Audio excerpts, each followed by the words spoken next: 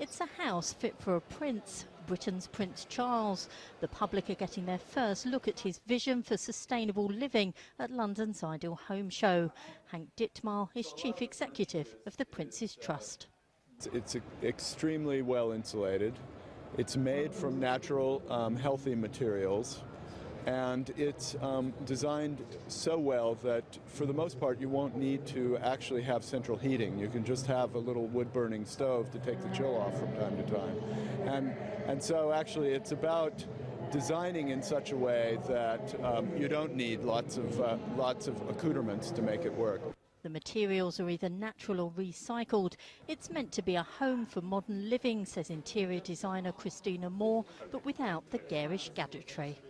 Well, I think the idea was to make it a friendly, approachable, not a scary, high-tech eco-house.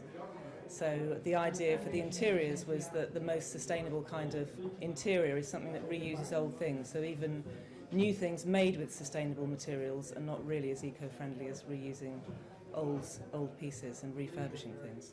Prince Charles's passion for sustainable living is no secret. He was behind the Poundbury development more than a decade ago, a model eco-village in Dorset, South England.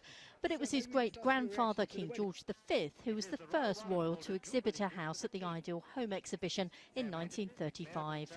It was built using the finest materials from the British Empire to celebrate the King's Silver Jubilee.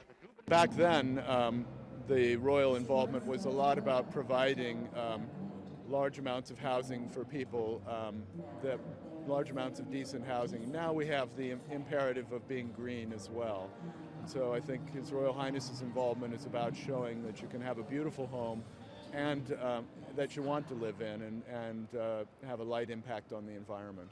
The Prince's house will eventually be moved to a residential site where one lucky lodger will be able to experience His Majesty's vision of eco-living from inside the dream house. Hayley Platt, Reuters.